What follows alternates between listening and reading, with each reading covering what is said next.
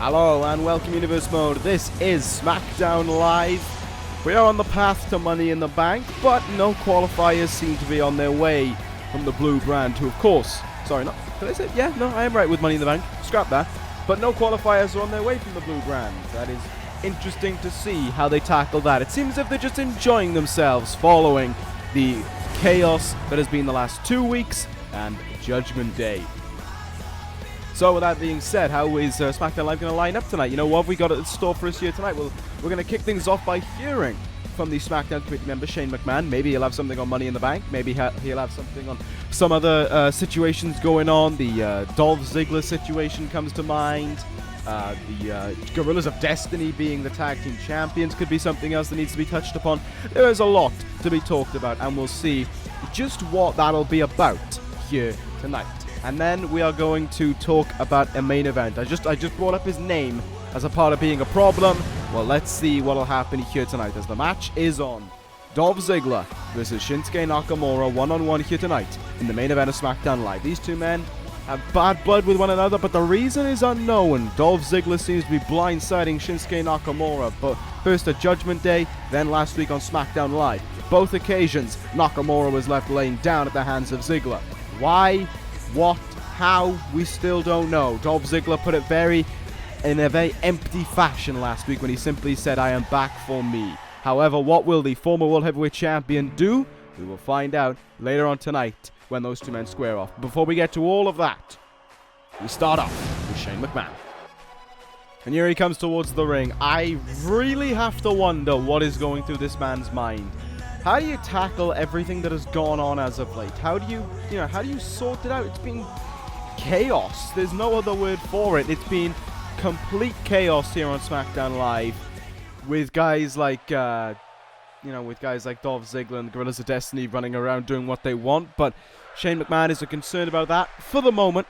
He wants to start things off by thanking everyone here in Hawaii for showing up and going back to talk about Judgment Day. It was a very interesting night for more than one reason. While there were great matches from top to bottom, there were a lot of talking points to take away from it. No shit, Sherlock. Shane McMahon discusses those points, stating that the Gorillas of Destiny shut them up, there's no other word for it, by winning the WWE Tag Team titles. They may still not be contracted, but they are here, and that is as simple as it gets. They're going to have to deal with them in that regard, and the same goes for Dolph Ziggler. Speaking of Dolph Ziggler, of course, we know he's in the main event here tonight, but Shane McMahon wants to let us know that starting from next week, the blue brand will begin its Money in the Bank qualifying matchups. It will give no indication of who's going to be in it or how it's going to go down, but just know that they're going to be happening. SmackDown Live is focused on winning Money in the Bank the same way it won the Royal Rumble and the same way it main evented WrestleMania. SmackDown Live is ready for that to happen. Doesn't matter who wins it, so long as it's a SmackDown Live talent. We'll see who'll get it to Money in the Bank, but for now, enjoy the rest of the night. Thank you very much for listening. So, take that away from Shane McMahon, what he has just said. So, SmackDown Live has to live with the chaos and Money in the Bank qualifiers next week. Pretty simple, pretty to the point. Always nice to hear, refreshing updates from the SmackDown community. Alright. Nevertheless, here we go. Let's kick off SmackDown Live with what should be a very fun, I would argue, tag team matchup. But one that we should take very seriously as well is that it is the team of Future Shock going against the D.C.C. Kota Ibushi and Ricochet ready to do battle. It feels like it's been a little while since we last seen these guys in tag team action. I mean, Kota Ibushi had his great burst heading into WrestleMania. He had that phase from the Royal Rumble up to WrestleMania where he was becoming a star attraction on SmackDown Live. I mean, he had a big run for himself in the Rumble. He got to the finals of the King of the Ring before losing to longtime rival Kenny Omega. And he had the Intercontinental Championship shot at WrestleMania. However, now after Ibushi didn't win any of them, but certainly showed his values, it's back to tag team business for now, and it's back to, going back to business with Ricochet. Two very fine athletes. They're getting ready to take on a dangerous duo with, of course, who is certainly going to be a dangerous trio as well in the D.C.C. We've seen what they're capable of, especially the leader, Chris Sabin. We've seen what he's been capable of since they arrived, and that group mentality they have to them, that cult-like nature they have towards following Chris Sabin could be a dangerous feature here tonight.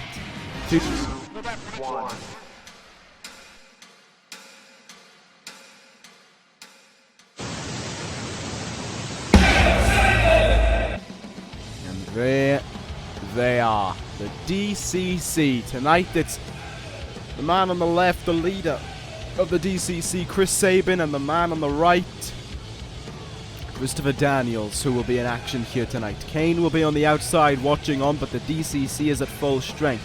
They evicted Bram from the D.C.C upon their revival on Smackdown Live and inducted the Wrath of Kane. It was pretty dangerous in its own right, as you can just see the difference that the guy makes to the group. Well, he may not fit in with the look of Sabin and Daniels, he certainly fits in with the way in which they act. This idea, of course, the mantra of D.C.C being Hail Sabin. Make no mistake about it, Kane has no problem with that. Seen it over on Raw with the Brood, and we see it here on SmackDown Live with the D.C.C. But will Kane be a factor in this matchup here tonight, or will it solely be a victory for the D.C.C based off of their ability, or will Future Shock shut down the hype train that the D.C.C have going for it? We'll find that out. Christopher Daniels is going to start things off here against Kota Ibushi in this one. Trying to swing away at first, but not succeed in the way he wants it to. Oh, and gets whacked with a Pele kick by Ibushi there. Kota Ibushi from the early stages here. Newfound attitude to him, it seems. Coming in immediately with some vicious moves. Is he looking to go to the top rope? Indeed he is. Up high there, trying to get Daniels up to his feet. And look to fly there. I'm not too sure if Sabin was going to get involved, because Sabin was certainly looking to try and put him off at the very least. That missile dropkick connected. And look at this now. Sabin gripped onto Ibushi there. And this has allowed the D.C.C to take a slight bit of advantage. From behind now, German suplex, but look at the landing there from Kota Ibushi. Side headlock takeover. You see Christopher Daniels there in a bit of trouble as he's kept in the side headlock right now. Slowly flips his way over, but didn't look to be in the best shape right there. Kota Ibushi done a stellar job from the start here. Certainly trying to show that that momentum he was carrying into WrestleMania season hasn't dipped away from him in any way. As a matter of fact, it's helped to improve him. Countering an awful lot here of Christopher Daniels in the early goings, but nice work there by Daniels. And nice put on into the arm drag there. And a big time lariat there will floor Kota Ibushi as well. Steel chair's been slid into the ring. If I was to estimate, I would say Kane was involved in that one. Tag made now. Chris Sabin, the legal man, the leader of the D.C.C, will come flying in. Former NXT champion, whereas Daniels is the former NXT Tag Team champion. Uh-oh. Running powerbomb directly into the corner. Sabin ignoring the chair. But going to work on Ricochet, who is looking to try and make that going to work on Kota Ibushi, who was looking to make that tag in a Ricochet. And look at this now. The finishing move of Future Shock. The roundhouse kick into the brainbuster. One of their own used against them, but Ibushi has fought right on here, and he's going to look to deliver a big-time powerbomb of his own. Uh-oh. No, he's not. Locks him in here and dumps him on his neck. Big-time move of the old leader of Future Shock in Kevin Owens, who's routinely known for that move. And look who's getting involved now, just when things looked like it was getting a little bit dangerous. Kane's got himself involved. Christopher Daniels looks to take full advantage of it. He rolls up Ibushi here, hoping it's enough. Ibushi counters. He rolls him back here. Will this be enough to end it? No. Daniels kicked out, but he's the one on the mat right now. Throws him into the turnbuckle. I think Sabin may have said something to Daniels. I think Sabin wanted the tag to be made and for Ricochet to be the legal man in the ring. But meanwhile, Daniels with a Hurricanrana there to Ibushi, all starting to break down a little bit in this ring. Ricochet, though, made the crucial error of taking his eyes off the leader of the D.C.C. And that is not something you can afford to do. Jeff Hardy found that to be the case at Judgment Day, when all three members of the D.C.C. were present. Sabin was able to overcome him, but Ricochet just trying to use his speed to his advantage there. Michinoku driver now drives the leader down. And Christopher Daniels will come flying in to assist his leader. So what makes the D.C.C so dangerous. This willingness to sacrifice themselves for their leader. Snap German suplex into the cover after it, but a very early kick out denies victory for the D.C.C. Tag made here once again, and it seems as if they have something lined up here. Sabin. Buckle bomb into an enziguri there. Christopher Daniels with a hard move there. Hard enziguri to the back of the head and a hard powerbomb as well into the turnbuckle. Make no mistake about it, the D.C.C are now meaning business in their best way. And with this tag team division wide open following the Guerrillas of Destiny becoming the tag team champions, this win could mean a lot heading into Money in the Bank season, and Ricochet knows it. Deadlift! Brainbuster! Sabin trying to help out his tag team partner there, but to no avail. Daniels, though, makes sure he's not going into the corner there of Future Shock. Interesting hold applied here to Ricochet as his body is trapped up in the ropes. Daniels comes flying back in and hits that drop kick. Daniels taking a moment there maybe to hail Sabin. Well, it may have backfired on him because Ibushi is in the ring now. But oh, wow.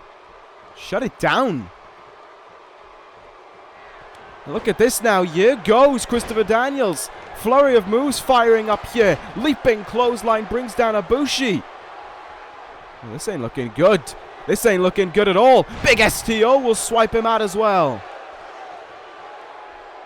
But just as everything was going the way of Daniels, Sabin has to be the one to put this match to bed if it's going to be the case. Snap German suplex to Ibushi there. Ricochet still recovering on the outside.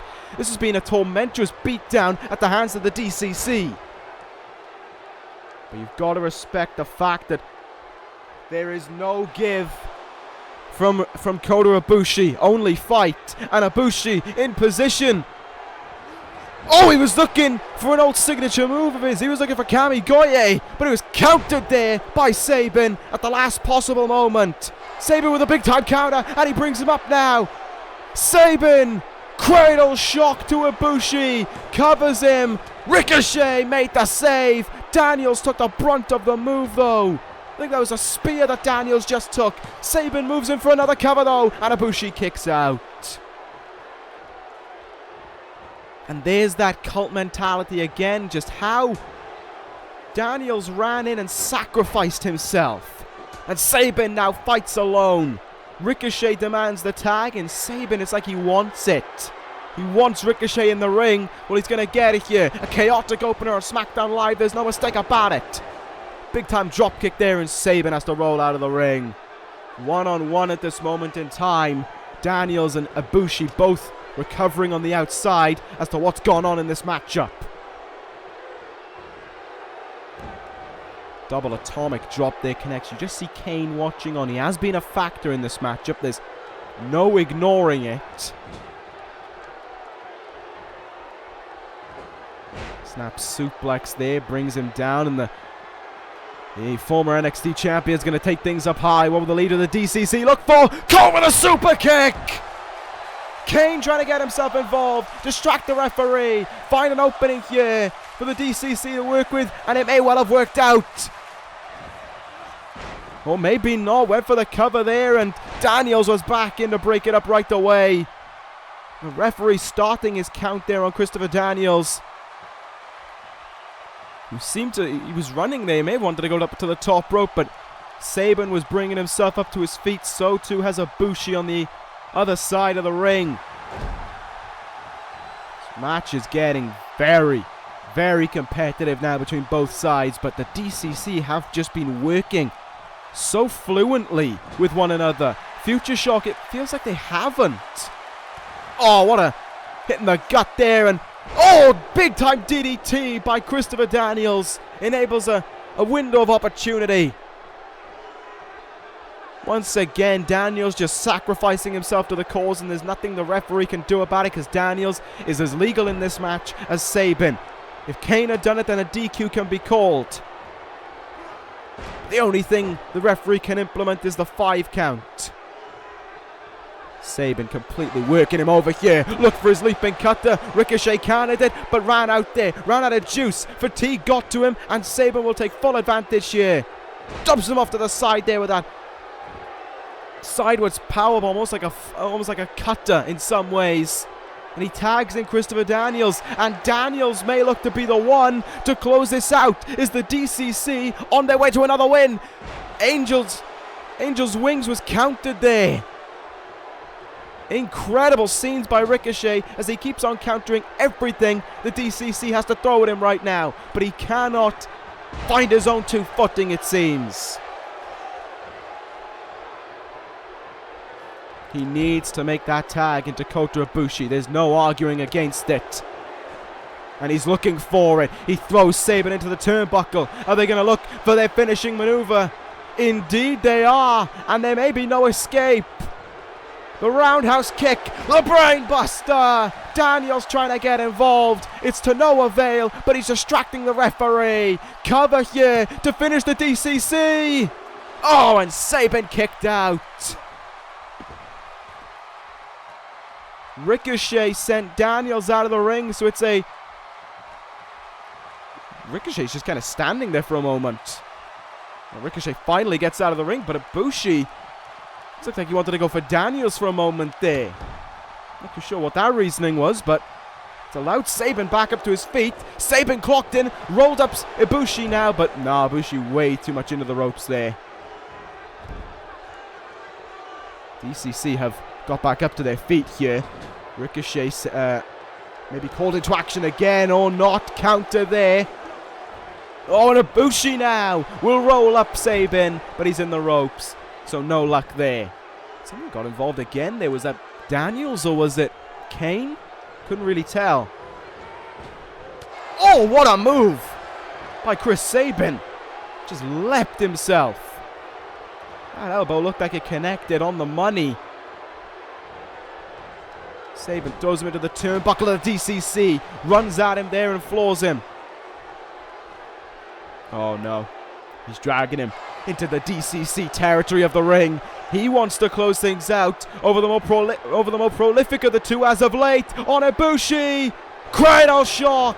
Daniels gets in the ring. Flies across. Takes out Ricochet. But Ibushi kicks out at 2.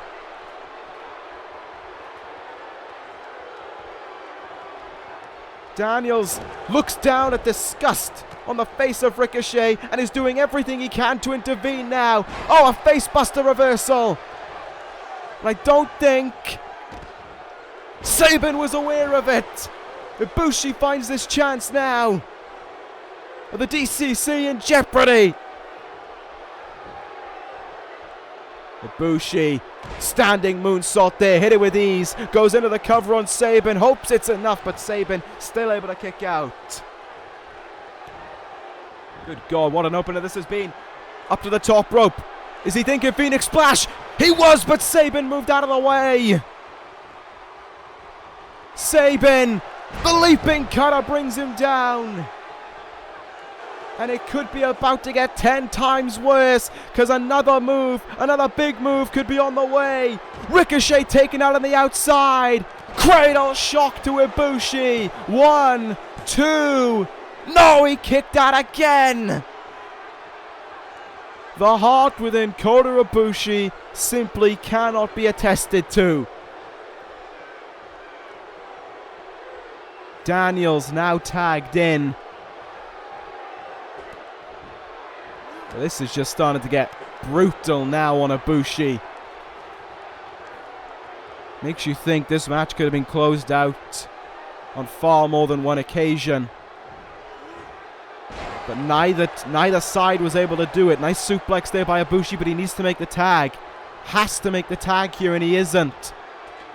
Elbow drop there across the chest of Daniels, but I think that's another reason why he hasn't made the tag. Look at Ricochet on the outside there. He's reeling in his own rights. Spinner back suplex there. Cover after it. Hoping it's enough, but Ibushi just will not stay down.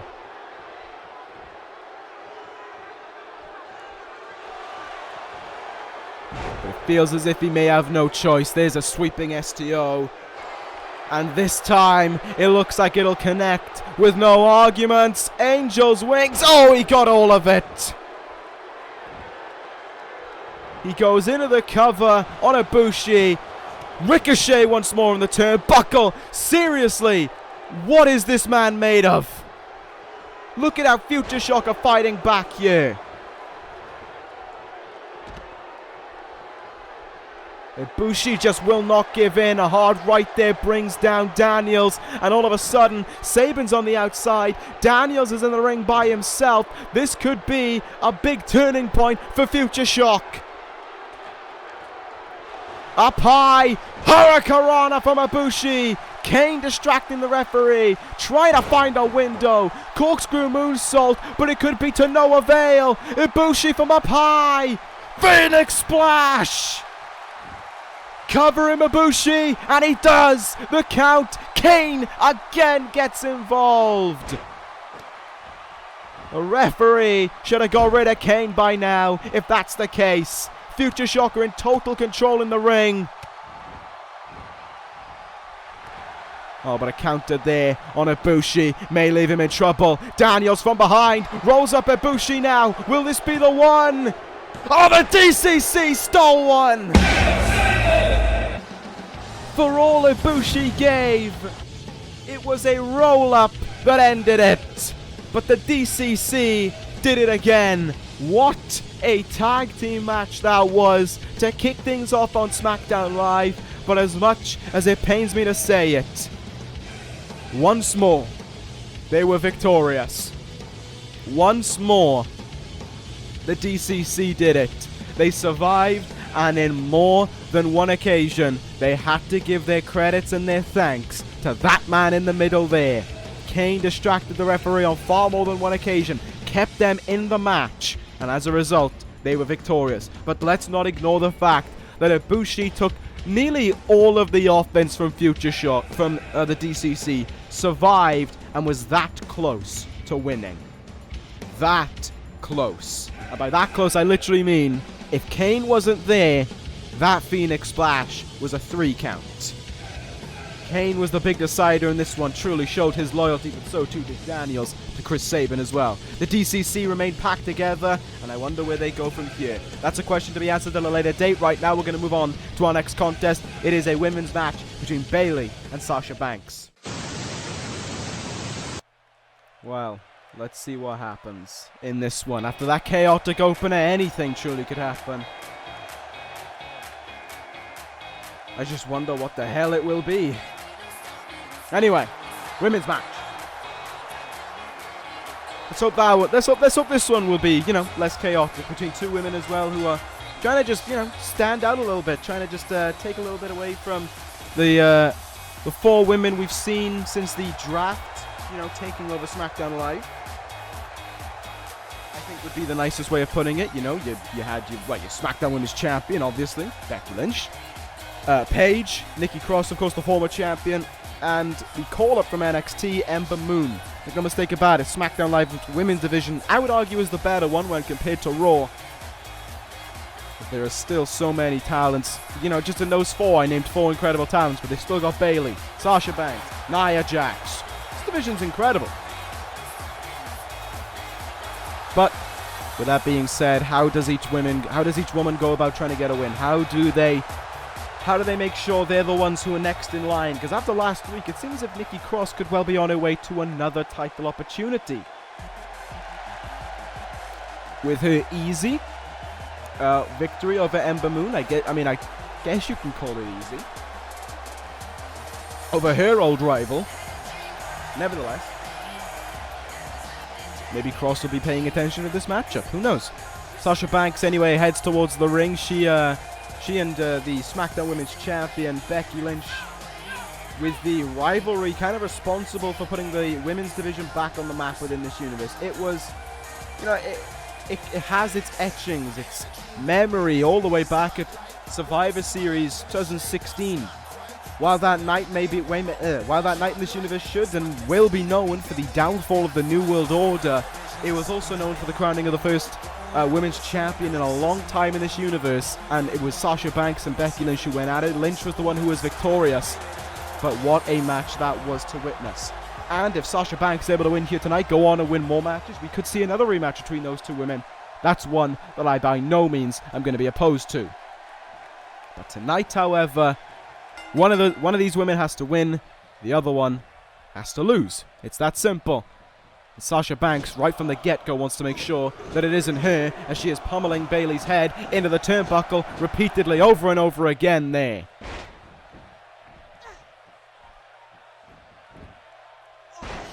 Bayley brings out a nice little counter in her own right. Maybe it's a bit of a feeling out process going on between these two women. They've squared off in the past. But there's always, you know, there's always things they got to do, you know. Time passes. Maybe they've learned something new. Seeing here, though, that Bayley trying to take an early lead in this one over Sasha Banks. Banks, of course, is going to have a bit more difficulty trying to get the win. She's got to wear down Bayley to lock in the Banks statement. Bayley can just kind of go all out and just hope that the Bayley to Bayley will be effective enough for victory. Right now, she's in good stead. She is in... well, maybe commentator's curse there. She's not in so much good stead after that reversal there by Sasha Banks. Now the boss looks to take control here. Oh, just let Bayley come running towards her. And that lariat brought her down. Leaping clothesline there, but Bayley quick to counter as well. Michinoku driver. And we're seeing Bayley just kind of going with the flow, really, and going in for some big hits as well, like that German suplex right there. And now what's she going to do? Perches Sasha Banks up in a powerbomb position. Turns herself around and... oh, Banks just goes face first down into the turnbuckle pad, and Bayley follows it up with a hard knee. It's no surprise that the boss is resorting to rolling out of the ring. She needs some breathing room. And this one will continue on with Bayley firmly in the driver's seat over Sasha Banks here. The boss needs to counter something, and that may be in her opening. Kicks her away. Meteora there from the top row. Bayley felt that one. Mike, make no mistake about it. Banks comes flying in, and a splash after it will drive her down. Nicely done there by Sasha Banks as she turns things around now. Look at this submission hold applied. I want to call it, I believe it's a surfboard stretch. Bayley, though, does her best to get out of it. How apt. Surfboard stretch, Hawaii. Good one, Sasha. Snap suplex there. Sasha Banks trying to wear down the back a little bit. Got to work on the head and the neck as well. So that Banks statement can really work at its best. But Bayley just countering so much in this match. There's really no opportunity for Banks to go to work on any of that.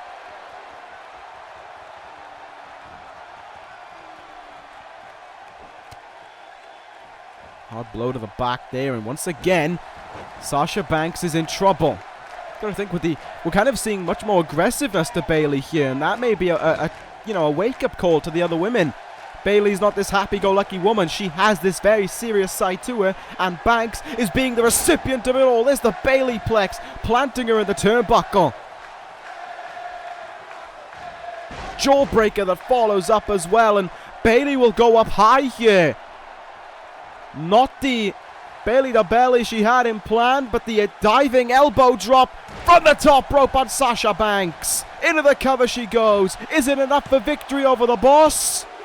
No! Sasha Banks powers out at 2.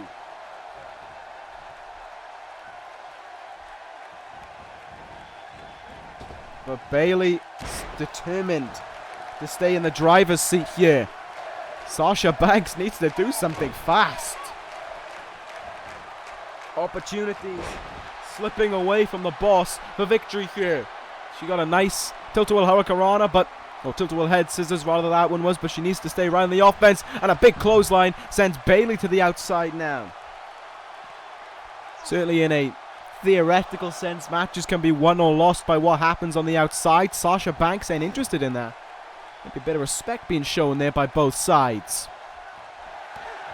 Oh, and here goes Banks now, though. Going to look for the bankrupt neck breaker, and she gets all of it on Bayley there. Scoots herself in. Legs are hooked into the cover, and a very early kick out by Bayley may show Sasha Banks that she's in trouble, and this may be a mistake by Banks, looking for the bank statement the way she is. Look at how close she is to the ropes there. Bayley is in the ropes. Sasha Banks, crucial error there made by the boss, and now though she targets the arm, perhaps trying to take away the Bayley to belly or the elbow drop even. But that was a big error made by Sasha Banks there, looking for the bank statement where she did. And Bayley's able to fight back here. Calling to the Hugger Nation here to will her on. Hard forearm shot there. What's Bayley going to do here? Oh! Stun gun. Sends her to the outside, but Bayley seemed to be finding a second wind within her there. However, she is still feeling the fight going on here. This, she is in control of Banks once again on the outside here. These two women have been very competitive with each other, but I've got to give the edge to Bayley in this one. And again there, Bayley with another tough counter.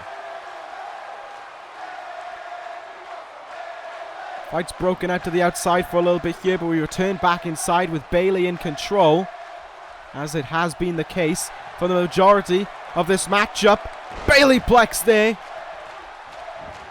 Sasha could be done for after it. Bayley goes into the cover, and indeed it is enough.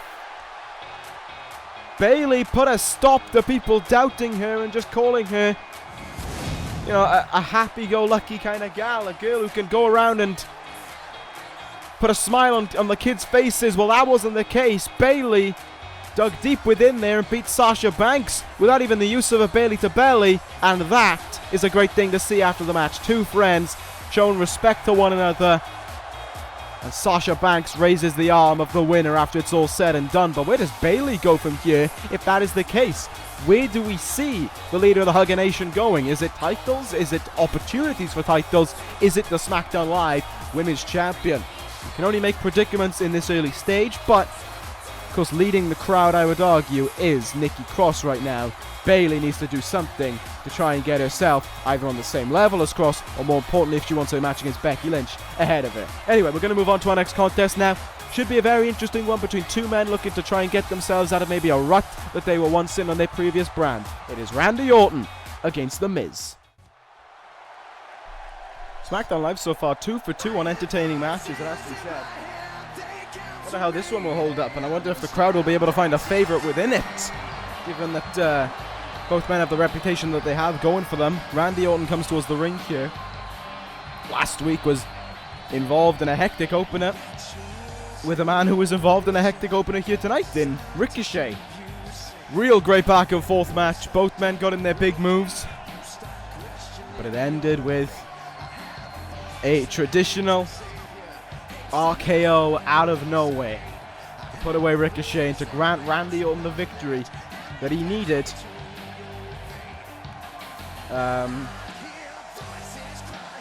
That he needed to put away Ricochet. It was that simple, really.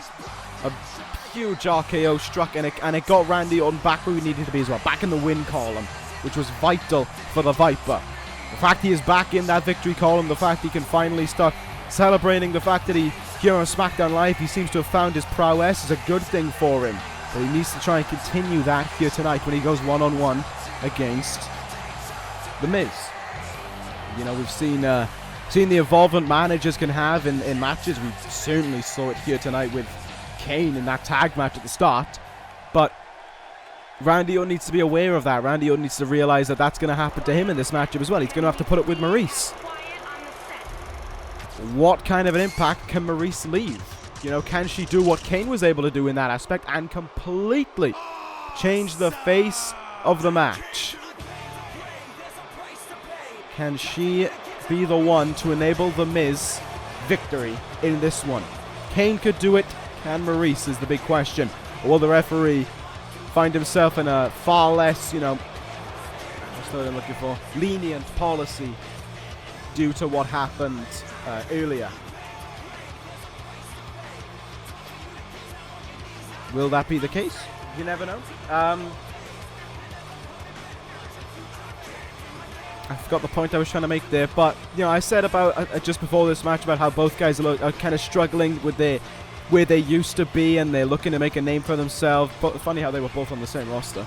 But they're looking to make that name for themselves, looking to make that statement, and they're hoping that it can happen for them here tonight. The Miz, about 2 weeks ago, had a competitive match with the now #1 contender for the Intercontinental Championship in AJ Styles.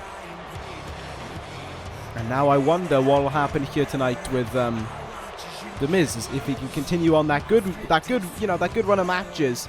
But who said it? I think it was someone on. Oh, Shelton Benjamin on NXT said it. You know, what does it matter if you want to put on good matches, but you're not getting victories? That's not what Shelton Benjamin wants to be known as, and I imagine that's not what The Miz wants to be known as either. Especially, an A-lister like The Miz. He wants to be known for victories. He wants to be known for standing above it all. Clean break there to start things off with these two men. Bit surprising. Can't lie. Miz able to back Orton up into the corner again. Randy Orton not going to be too happy about that one. And he has expressed his values that he's not happy with it either. Clocking The Miz there. And a lariat there will drive him down as well. Randy Orton, Triple Crown Grand Slam champion within this universe, to the best of my knowledge. The Miz lacking a world title for his Triple Crown status. Former tag team champion and...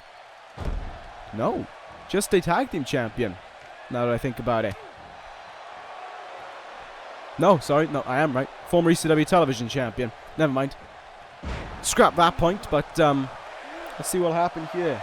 Seems as if the crowd has certainly sided with Randy Orton again. Maybe his performance last week has kind of got him back into the good books a little bit. Side effect there by The Miz. Interesting to see how the pendulum will shift and change in this matchup. What big move can turn things around in this one? Both men have very powerful finishing maneuvers that can put away this matchup. It's all about really who can hit one first, and in that aspect, well, if one isn't enough to put him away, who can hit the more devastating one? Skull-crushing finale earns the right for why that is the name, with how vicious it can be. So too is the RKO. Just in namesake alone, you know what that move is about, and you know how it's going to inflict the damage on you and potentially put you away. I mean, Ricochet was able to fight out one, but that second one, with its ability to strike when it did, was far, far too much.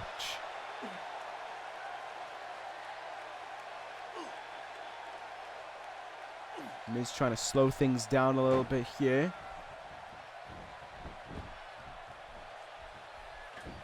Going up to the second rope now, trying to catch Orton off guard, and that elbow across the face gets him there. Kind of surprised that Randy Orton isn't able to fight back against this slow offense here. Miz isn't exactly doing anything spectacular as the Wizard of Oz gets struck by there. Randy Orton needs to do something right now. He had control of the matchup for a little bit, and it kind of dipped away. There's the fight back from Randy Orton. And immediately will transition back into a neck breaker by the Viper. I wonder what is on Randy Orton's mind as we head into Money in the Bank time. The Intercontinental Championship is just a complete... There's no other word for it than a clusterfuck. Randy Orton, I don't think, is anywhere near getting his hands on a WWE Championship shot. So maybe Money in the Bank is in store for the Viper. And maybe the winner of this one here tonight will get a qualifying match for the Money in the Bank ladder match. That will take place at the aforementioned pay-per-view. Two from each roster collide for one Money in the Bank briefcase. There can only be one winner. Last year, it was very surprising when it ended up being Jinder Mahal, who ended up being a member of the Raw roster, but will it be someone on SmackDown here tonight? You saw Shane McMahon getting across the fact that he wants it to be a SmackDown Live guy. But, Raw may have a fine crop of talent they decide to throw in. I know us here on ECW, we're gonna want to put in two of our best guys possible for it. So make no mistake about it, it ain't gonna be handed to them. Should they be victorious? The Miz is what I've been going on about that, being in just complete control of Randy Orton. Almost mocking Randy as he goes outside of the ring for a moment to recover. He's still in control here. Looks for the neck breaker. Orton slips his way out of it. And all of a sudden, The Miz is in deep dire trouble. Rope hung DDT. What could also be known, or coined rather, as Vintage Orton. Goes for the cover on a bloodied Miz, and look at that. Miz kicks out that early, and Orton seems a little surprised by it. Is Maryse going to do anything? She's watching on. Her husband's bleeding right now. That moneymaker of his is busted wide open. Randy Orton's starting to take out some frustrations here. He's starting to pummel into the skull as well. DDT to The Miz there. More blood now could drip out from that open wound, as Randy Orton is just slugging at that open wound now. Miz though, good counter. Socked him. Running knee there by The Miz. Goes into the cover. Desperation maybe for The Miz. And wow, Randy Orton having none of it. Kicks out at a very early 1 count. Miz may have thought that he had it sealed in the bag right there. Counter by Orton. RKO! The Viper strikes, but Miz's hand was underneath that bottom rope. Good call by the referee there. And The Miz is able to counter. Clocks Orton, but Orton clocks him back. And this time, RKO! The Viper strikes. And Maryse is getting involved on the apron. Randy Orton would have had this match sealed about twice, if not for the involvement of Maryse there.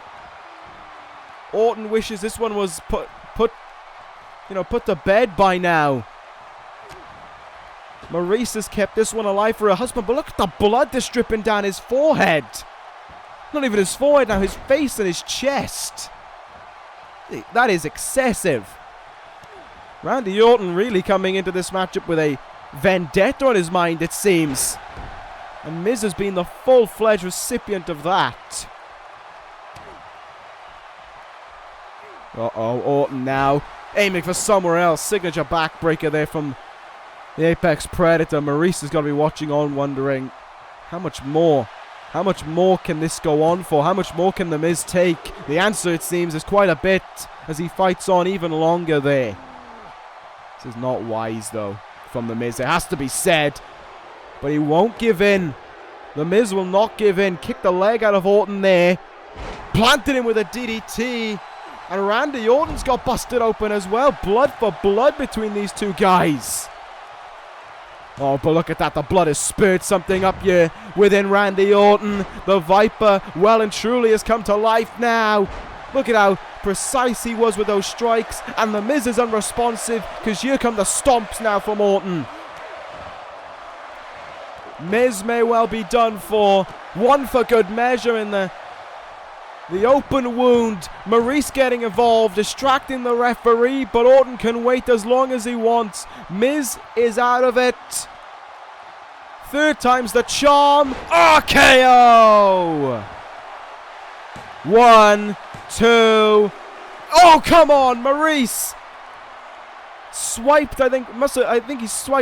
She swiped Orton off the cover, or swiped Maryse's arm, Miz's arm up, something along those lines, and that's enabled Miz back in this now somehow.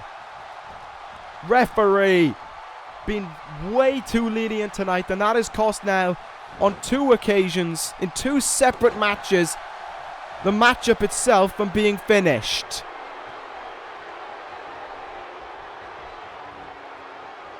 Three RKOs later, and this one still isn't put to bed. Orton moves out of the way there, though. Right, though, that he did. Miz, though, able to take him down this side headlock with a snapmare, and now into a chinlock applied on Randy Orton. In this stage of the match, is a move like this really all that smart of an idea? Oh, well, Orton makes him pay for it regardless. Orton now off the ropes comes The Miz, takes him down with a Thez press there. And more shots to that open wound. Randy Orton is pressed in his mind to end this thing. Another DDT strikes The Miz. And if you're Maryse now, stop. Just stop. Look at what's going on in the ring and let this be the end. cover here on Miz to finish the deal, and Miz still kicks out.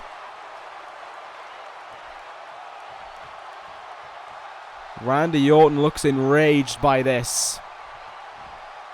Randy Orton looks like he wants to finish things his own way here. Up in the air. RKO! Good God almighty. Oh, come on. Once again, Maryse gets involved. This referee has been far weaker. Has just been incredibly weak here tonight. Maryse should have gone 5 minutes ago, but mercy on the Miz. He had no chance of fighting on. He was put to bed. That RKO had finished him off a long time. A long time back. Randy Orton is your winner in this one. It's 2 wins in a row now for the Viper. And that should have been, like I said, that should have been put to bed as far back as the second RKO, really. Referee needs to do something more. There needs to be something enforced here on SmackDown Live regarding the managers at ringside. The referee needs to do something. We saw on NXT, the referee took no kind to a manager at ringside, kicked them out in the first interference they had in the match. Kane got let off for about 4 tonight. Maryse got let off for for 3 interruptions, and blatantly getting involved in the match, which could have been viable for a disqualification. A lot of stuff needs to be done on the refereeing front, it seems. But, that's down to the SmackDown committee, not down to me. Nevertheless, Randy Orton will take his win no matter what happened to result in it. And so too will the men in action up next, or rather one of the men in action up next. It's going to be a throwback for the 2 men in the matchup, a throwback to days on a different continent. But make no mistake about it, the alliance is not there anymore. Coming up next, it's non-title action. Bad Luck Fale against Finn Bálor. Oh, this one will be very, very interesting indeed as he makes his way towards the ring. The underboss, a member of the Guerrillas of Destiny, of course, Bad Luck Fale, gets ready for this match here, non-title, against the Intercontinental Champion Finn Bálor. Make no mistake about it, the Intercontinental Championship division itself is chaotic, and we saw that at Judgment Day, we saw that last week as well, and we could see more of it here tonight. That was one thing that the SmackDown Live committee, and more specifically, I guess, Shane McMahon didn't touch on. We don't know anything right now about that division. We don't, we know AJ Styles is the #1 contender. We know Finn Balor's a champion. But what about what happened with Shinsuke Nakamura and Dolph Ziggler? Does that now entail into the Intercontinental Championship division? Is that now its own thing for us to be concerned about? We were kind of left in the dark on that. We weren't given anything to work with, which is highly problematic, I think. But, well, we need to be informed of something. Just let us know. Just all we need to know is Shinsuke Nakamura and Dolph Ziggler are doing their own thing. An answer would be nice on anything regarding the Intercontinental Championship. And I imagine one guy who also would very much so like an answer is this man right here, who's about to make his way out, the Intercontinental Champion. I mean, Finn Bálor has been left in the dark on this as well, I imagine. What is the plan for this guy? He knows that AJ Styles is waiting for him at some point down the line, but what about everything else? What about what happened with Nakamura? Because their match didn't finish. Their match ended in a DQ, or no contest rather. What about Dolph Ziggler? He's got himself intervened. He's up next against Shinsuke Nakamura. What does that mean now? Is it just a situation between Nakamura and Ziggler? Does Finn Bálor have to worry about all 3 of the other guys? If Finn Bálor loses the Bad Luck Fale here tonight, does he have to worry about all 4 of the other guys? When Finn Bálor is being left in the dark in the fashion that he is, I imagine he's not too pleased about anything. He needs to know what is going on here to have an idea of just where to go from here, what to do, and what to concern himself with. I mean, yes, he knows he's got to worry about AJ Styles no matter what the scenario, but does he have to worry about everyone else? Imagine that's something that Finn Bálor would like to know immensely. But tonight he is not going to worry about Finn Bálor, Shinsuke Nakamura, or Dolph Ziggler. He's got to worry about that man on the outside, Bad Luck Fale. As I said, those two men have their past with one another. But I don't imagine that means anything to Bad Luck Fale or the Gorillas of Destiny anymore. It may mean something to Finn Bálor. Make no mistake about it, when Finn Bálor came to this universe, he left behind what they had in Japan. So it may be the case that Bálor has kind of burned those bridges, or maybe, they burned their bridges with Bálor. But either way, Finn Bálor has to be prepared tonight for this matchup. He has to be ready to fight. Because no matter what the occasion is, no matter if they kept it close or not, he has still got a matchup with Bad Luck Fale right now. Well, let's prepare for this one between these two guys. Finn Bálor and Bad Luck Fale squaring off, as I said before this match. Two old friends meeting, but make no mistake about it, the friendship is not there anymore. That was a long time ago. And that is very much out of the way to now. Bálor has to set his sights on toppling the big man. These two men going to know each other incredibly well from back in the days of Japan. But how do they tackle? Or more importantly, how does Finn Bálor tackle the I guess the elephant in the room, being Bad Luck Fale's incredible size and power strength that he has over Finn Bálor. We just saw him launch him up in the air and just let him fall, but Finn Bálor is versatile. He can survive an awful lot. Let's just see how much he can survive in this one. The Intercontinental Champion now looks to continue on here. Looks to continue on A, his reign, and B, a stack of victories as he prepares for his matchup with AJ Styles, which I would assume is going to take place at Money in the Bank. Just dumped him there on those ropes. Did Bad Luck Fale, as he is definitely the one taking the early lead, but that is little surprise when both men are fresh. Bad Luck Fale is obviously going to have an advantage. Bálor, though, going to use the speed that he's got here. Big drop kick in the side of the head, and Fale goes down. Took a bit too long, maybe, and Fale was able to move out of the way of that one quickly enough. And now going after the legs of Finn Bálor. One of the few things keeping him upright in this one. Oh! Huge splash there by Bad Luck Fale, but he was in the rope, so it didn't mean anything. Bálor, though, able to counter again and just going to use his natural abilities to try and topple Fale here. Not going to need any strength, especially not when Bad Luck Fale, I believe, could even weigh twice Finn Bálor's weight. Locked in here is this, but Bad Luck Fale gets out of that one relatively easily enough. Oh, well. He's in big trouble now, is Finn. Up in the air. Oh, great counter there to the powerbomb. Sunset flip. Into the cover goes Finn Bálor, hoping to put Fale away with it. Bad Luck Fale kicks out early enough. More than early enough, really. Reverse DDT brings down Fale there, and right now he's doing a good job here on Finn Bálor, just in a way, just trying to keep him always moving around, but Bálor's doing a good job on Fale as well by consistently keeping him grounded and using submission moves and the like to wear down Fale in his own ways. Once again here, Dragon Sleeper applied, but from a position akin to a camel clutch, sitting down on the back for more pain. Fale's out of it though, but still cannot have a moment in control in this one right now. Finn Bálor doing a really strong job of denying that, and we're sent to the outside here between these two. Finn Bálor had to topple the likes of Mark Henry in the past. He's toppled some big guys in order to achieve his success.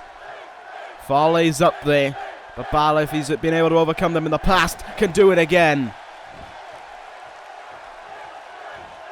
Down on the ribs there went.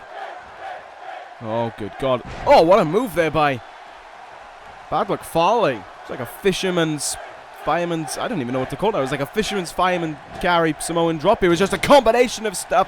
That, though, I certainly know. That was a big-time splash there by Bad Luck Fale in the corner.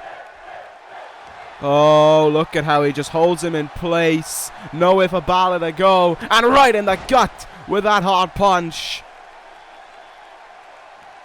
Finn Bálor, though, trying to pull himself back up to his feet. Bad Luck Fale has control and hits that move again.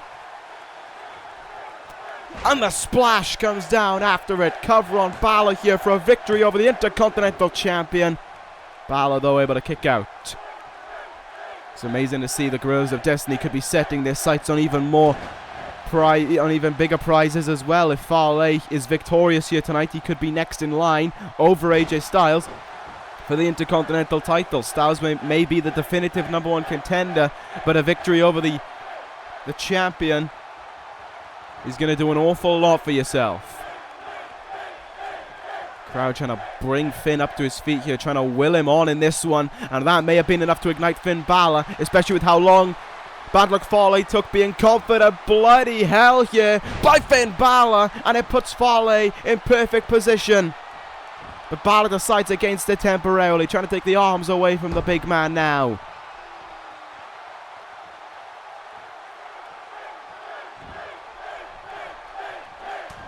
Fale, though, just too powerful there for Bálor to contend with. And oh, he just ran into him.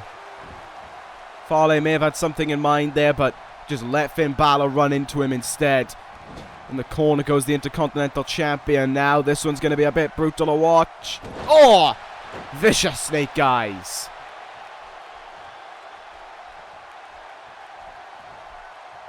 Finn Bálor has just kind of been thrown around here. Oh no! Grenade!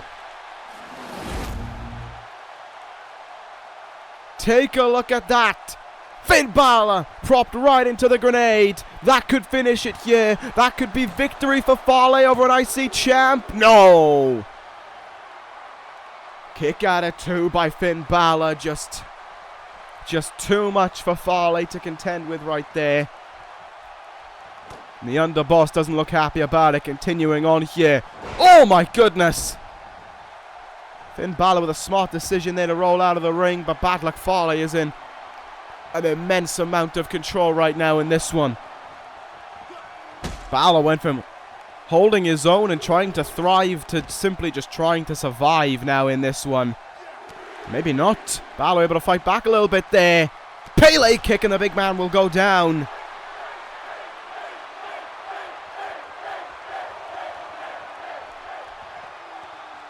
How will this one go from here for the big man of the Guerrillas of Destiny, but also how will it go for the Intercontinental Champion? Can see the Fale still able to walk around pretty easily. Same cannot be said for Finn Bálor, who looks to be on his way to getting dumped on that top rope again. And indeed he was.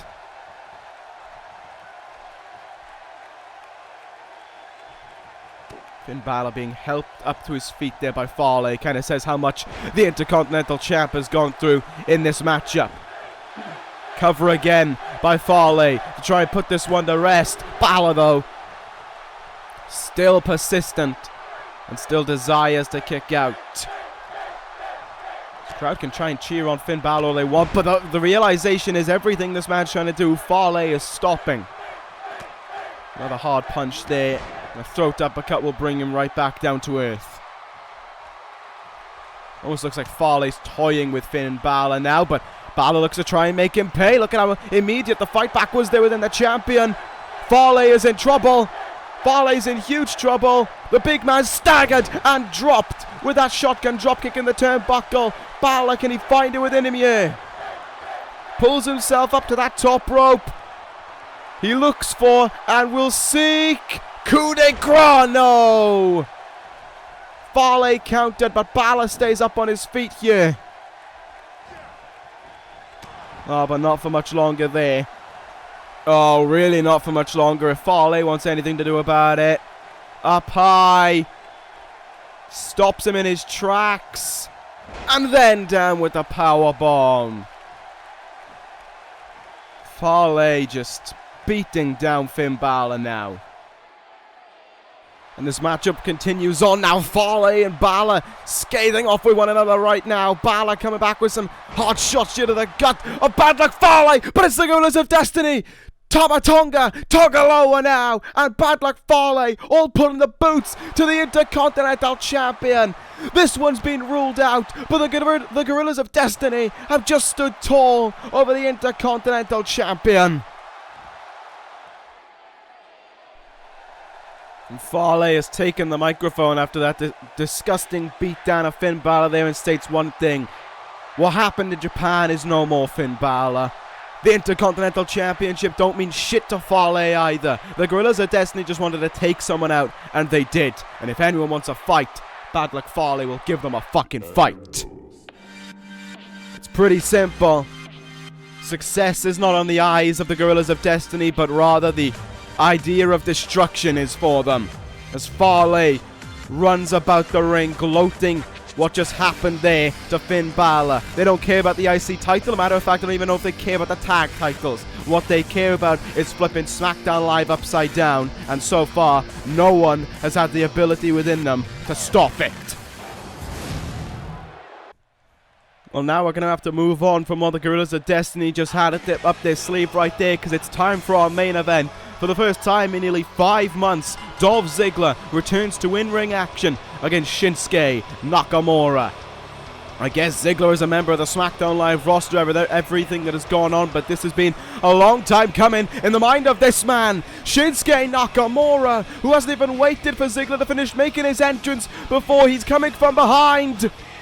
Ziggler's none the wiser. Nakamura blasts him with that forearm shot there, right in the face, but Ziggler looks to be the one who wants to try and fight back here in the early stages. We're in the ring, and things are breaking apart in a very quick display, but Ziggler trying to get the better of Nakamura here, catches him right in the face with that kick right there. Shinsuke Nakamura has snapped before this match has even begun. Nakamura with steel chair in hand. The referee trying to intervene though, trying to get himself involved in this one to save Dolph Ziggler. I think the referee's trying to rule this match out, but Nakamura doesn't seem to care about that. Nakamura just wants to get his hands on Dolph Ziggler. Oh my god! Nakamura just blasted the referee in the head with the chair.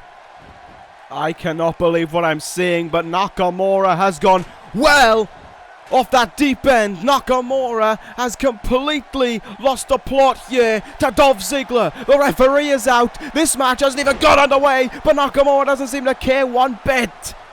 It's all about revenge for Nakamura. All about taking out Dolph Ziggler. Yeah, Kinshasa!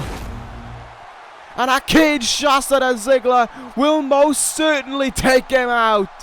Ziggler down there as a result of the Kinshasa, but Nakamura isn't just finished with that. Nakamura now into the gut of Ziggler again with the chair to the former world champion Shinsuke Nakamura. God, what has gone into this man? Nakamura is just, it's like he's possessed with hatred for Dolph Ziggler right now. And the show-off isn't even conscious enough to try and fight back here. Constantly struck with his steel chair now. Nakamura, this ain't even in the intentions of SmackDown Live. This ain't the intentions of the Intercontinental Championship division or anything along those lines. This is just solely the intentions of Shinsuke Nakamura. Again with that explosive suplex. And again, Kinshasa. Shinsuke Nakamura exacting his own measure of revenge. And he doesn't seem to care what people think of it either. That is what is striking about Nakamura right now. This lack of care.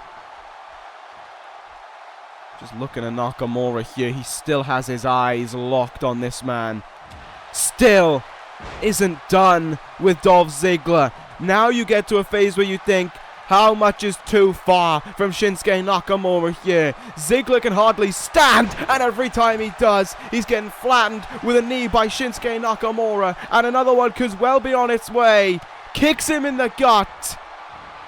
Kinshasa! 3 of them. 3 Kinshasas to Dolph Ziggler. Shinsuke Nakamura just snapped in his own way. What was that all about?